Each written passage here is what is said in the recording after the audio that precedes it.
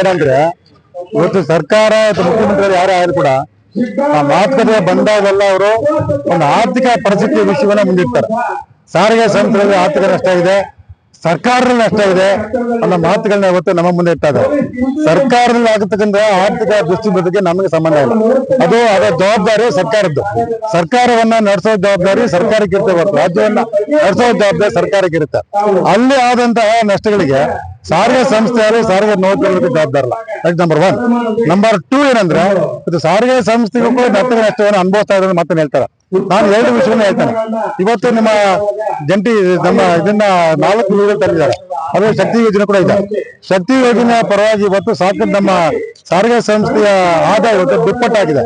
ಕಳೆದ ಜನವರಿ ತಿಂಗಳಲ್ಲಿ ಇದೇ ಒಂದು ಸಾರಿಗೆ ಮಂತ್ರಿಗಳು ನಮ್ಮ ಜೊತೆ ಮಾಡಿದಾಗ ಅಕ್ಟೋಬರ್ 9, 24ರಂದು ನಮ್ಮಲ್ಲಿ ಸಾರಿಗೆ ಸಂಸ್ಥೆಯ ದರಗಳ ಪರಿಷ್ಕರಣೆ ಆದ ನಂತರ ನಮ್ಮ ವೇತನ ಪರಿಷ್ಕರಣೆ ಮಾಡ್ತೇವೆ ಅಂತ ಲಿಖಿತ ಮೂಲಕ ಕೊಟ್ಟಂತಹ ದಾಖಲೆ ನಮ್ಮ ಹತ್ರ ಇಲ್ಲ.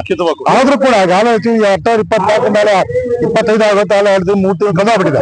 ಆದ್ರೂ ಕೂಡ ಜನವರಿ 25ರಿಂದ 15% ಅಷ್ಟು ವೇತನ ಇದನ್ನ ದರ ಪರಿಷ್ಕರಣೆ ಮಾಡಿದ್ದಾರೆ.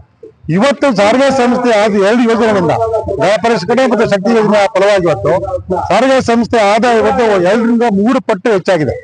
ಅದನ್ನ ಇವತ್ತು ಸರ್ಕಾರ ಇವತ್ತು ಇವತ್ತು ಶಕ್ತಿ ಯೋಜನೆಯಿಂದ ಏನು ಹಣ ಬರಬೇಕಾಗಿದೆ ಅದನ್ನ ಸಂಪೂರ್ಣವಾಗಿ ಕೊಡ್ತೀನಿ ಅಂತ ಹೇಳಿ ಜೀವದಲ್ಲಿ ಅವರು ಒಪ್ಕೊಂಡಿದ್ದಾರೆ. ಆದ್ರೂ ಕೂಡ ಇವತ್ತು ನಮ್ಮ ಕಳೆದ ನವೆಂಬರ್ ಒಳಗಡೆ 4,600 ಕೋಟಿಯಷ್ಟು ಬಾಕಿಯನ್ನು ಉಳಿಸ್ಕೊಂಡಿದ್ದಾರೆ. ಅದು ನಿಮ್ಮ ಮಾಧ್ಯಮ ನೀವೇ ಪ್ರಕಟ ಮಾಡಿದ್ದೀರಿ, ಹಲವಾರು ಮಾಧ್ಯಮಗಳಲ್ಲಿ. ಆ 4,600 ಕೋಟಿಯನ್ನ ಇವತ್ತು ಸರ್ಕಾರ ಸಾರಿಗೆ ಸಂಸ್ಥೆ ಕೊಟ್ರೆ ನಮ್ಮ 38 ತಿಂಗಳು ಬಾಕಿ ಇರೋ ಕೇವಲ 1,800 ಕೋಟಿ ಅಷ್ಟೇ ಬಾಕಿ ಇರೋದು. ಇನ್ನೂ 2,500 ಕೋಟಿ ಅಷ್ಟೇ ಹಣ ಉಳಿಯುತ್ತೆ. ಅದನ್ನ ಒಂದೊಂದು 24 ವೇತನ ಪರೀಕ್ಷೆ ಆಗುತ್ತೆ. ಅದಕ್ಕೂ ಕೂಡ ಸರಿದೂಗಿಸುವಂತ ವ್ಯವಸ್ಥೆ ಆಗುತ್ತೆ. ಆ 4,600 ಕೋಟಿ ಕೊಟ್ಟುಕೊಳ್ಳಿ ಸಾರಿಗೆ ಸಂಸ್ಥೆಗೆ ಅದು ಜವಾಬ್ದಾರಿ ಅಲ್ವಾ? ಅದು ಸಾರಿಗೆ ಸಂಸ್ಥೆಗಳ ಹಕ್ಕಲ್ವಾ? ಕಾರ್ಮಿಕರ ಹಕ್ಕಲ್ವಾ? ಆ ಹಕ್ಕನ್ನ ಕಸಿದುಕೊಳ್ಳುವಂತ ಸಂಸ್ಥೆಗಳ ಸರ್ಕಾರ ಯಾಕೆ ಮಾಡುತ್ತೆ? ನಮ್ಮ ಪ್ರಶ್ನೆ ಅಷ್ಟೇ ಇದ್ದಾರೆ. ಕೊಡಿ ಅಂದ್ರೆ ಇಲ್ಲ, ನಮ್ದು ಹಣ ಇಲ್ಲ, ಸರ್ಕಾರದ ಹಣ ಇಲ್ಲ. ಸರ್ಕಾರದಲ್ಲಿ ಹಣ ಇದ್ದರಕ್ಕೆ ಜವಾಬ್ದಾರಿ ಯಾರು ಸಮಯ? ಸಾರಿಗೆ ನಮ್ಮ ರೊಕ್ಕ ಜವಾಬ್ದಾರ ಇರೋದಕ್ಕೆ ಸರ್ಕಾರ ನಡೆಸೋದು ಯಾರು? ಅಲ್ಲಿ ಸರ್ಕಾರ ಸಂಸ್ಥೆ ಸರ್ಕಾರದ ಆರ್ಥಿಕ ಅದನ್ನ ಪರಿಸ್ಥಿತಿಯನ್ನ ಒಳಗಿಸೋರು ಯಾರು? ಸರ್ಕಾರ. ಅದಕ್ಕೆ ನಮ್ಮ ಸಾರಿಗೆ ಸಂಸ್ಥೆಗಳನ್ನ ಸಾರಿಗೆ ನೌಕರನ್ನ ಒಡೆ ಮಾಡ್ಬೇಡಿ. ಸಾರಿಗೆ ನೌಕರು 24 ಗಂಟೆ ಏನ್ ಕೆಲಸ ಕೊಡ್ತಾರೆ ಅದನ್ನ ಹೆಚ್ಚಿಗೆ ಮಾಡ್ತಾರೆ. ಹಣ ತೆಗೆದು ಬಿಡ್ತಾರೆ, ಕೆಲಸ ಮಾಡ್ತಾರೆ. ಶಕ್ತಿ ಜಾರಿ ತಂದಿದ್ದಾರೆ. 500 ಕೋಟಿ ಟಿಕೆಟ್ ಇಶ್ಯೂ ಮಾಡೋರ್ಗುರೇನ 500 ಕೋಟಿ ಒಂದೇ ಟಿಕೆಟ್ ಅನ್ನ ಇಶ್ಯೂ ಮಾಡಿ ಅದರ ಹೆಗ್ಗಳಿಕೆನ ಪಡ್ಕೊಂಡವರು ಮಾನ್ಯ ಮುಖ್ಯಮಂತ್ರಿಗಳು 500 ಕೋಟಿ ಟಿಕೆಟ್ ಇಶ್ಯೂ ಮಾಡೋದ್ರ ಬಗ್ಗೆ ಯಾರೋ ನಮಗೆ ಒಂದು ಪೇಡ ಕೊಡ್ಲಿಲ್ಲ ಅಥವಾ ಚಾನ್ಸ್ ಕೂಡ ಸರ್ಕಾರ ಹೇಳಿಲ್ಲ. ಗಿನ್ನಿಸ್ ಬುಕ್ ರೆಕಾರ್ಡ್ ಆಯ್ತು ಅಂತ ಹೇಳಿ ಎಲ್ಲರೂ ಹೇಳ್ತಾರೆ. ಆದ್ರೆ 500 ಕೋಟಿ ಇವತ್ತು 650 ಕೋಟಿ ಆಗಿದೆ ಟಿಕೆಟ್ ಇಶ್ಯೂ ಮಾಡೋದು. 650 ಕೋಟಿ ಟಿಕೆಟ್ ಇಶ್ಯೂ ಮಾಡಿದಂತಹ ನಿರ್ವಾಹಕರಿಗೆ ಅಥವಾ ಚಾಲಕರಿಗೆ ಅಥವಾ ಸಾರಿಗೆ ಸಿಬ್ಬಂದಿಗೆ ಅವರ ನ್ಯಾಯಯುತದ ಬೇಡಿಕೆನ ಈಡೇರಿಸುವಂತೆ ಸರ್ಕಾರಕ್ಕೆ ಏನ್ ತೊಂದ್ರೆ ಅಂತ ಕೇಳೋದು ಅಷ್ಟೇ. ಫಸ್ಟ್ ಯಾಕೆ ಕೊಡೋದಿಲ್ಲ? ಯಾಕೆ ಅಷ್ಟೊಂದು ನಿಷ್ಕಾಳಜಿ ಐತೆ? ನಮಗ್ ಕೋವಿಡ್ ಅಂತಾರೆ. ಸರ್ಕಾರ ನೌಕರಿಗೆ 27% ಆತಿ ಕೊಟ್ರು.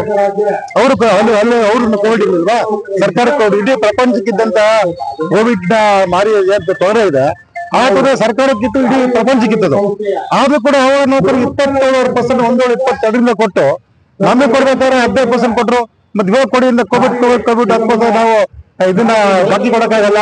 18 ಕೊಡ್ತೀನಿ, 28 ಬಿಟ್ಬಿಡಿ, 25 ಕೊಡಕ್ಕಾಗಲ್ಲ, 26 ಮಾಡ್ತೀನಿ ಅಂತ ಏನಿದು ಅವರ ಏನೋ ಒಂದು ಪ್ರಸ್ತಾವನೆ ಇದು, ಅದು ಒಪ್ಪಿಕೊಳ್ಳುವಂತ ಪ್ರಸ್ತಾವನೆ ಅಲ್ಲ.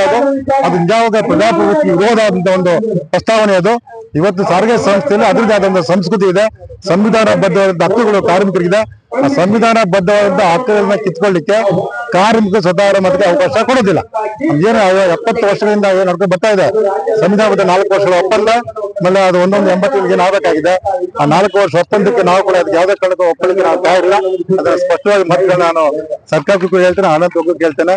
ಅದೇ ರೀತಿ ಏನಾರ ಆ ಒಂದು ಹಕ್ಕುಗಳನ್ನ ಕಿತ್ಕೊಳ್ಳುವಂತಹ ಪ್ರಯತ್ನವನ್ನು ಸರ್ಕಾರ ಏನಾರ ಮಾಡಿದ್ರೆ ಅದರ ಹೊಣೆಗಾರಿಕೆಯನ್ನ ಮುಂದಿನ ದಿನಗಳಲ್ಲಿ ಅನೇಕ ರೀತಿಯ ಹೋರಾಟಗಳನ್ನ ನಿವೃತ್ತಿ ನೌಕರರು ಮಾಡ್ತಾರೆ, ಹಾಲಿ ನೌಕರರು ಮಾಡ್ತಾರೆ. ಅದಕ್ಕೆ ಸಂಪೂರ್ಣವಾದ ಜವಾಬ್ದಾರಿಯನ್ನ ಸರ್ಕಾರವೇ ಹೊರಬೇಕಾಗುತ್ತೆ. ಮಾತನ್ನ ಸ್ಪಷ್ಟವಾಗಿ ನಿಮ್ಮ ಮೂಲಕ ಅದನ್ನ ಸರ್ಕಾರ ಗಮನಕ್ಕೆ ತಂದು ಇಷ್ಟಪಡ್ತೇನೆ.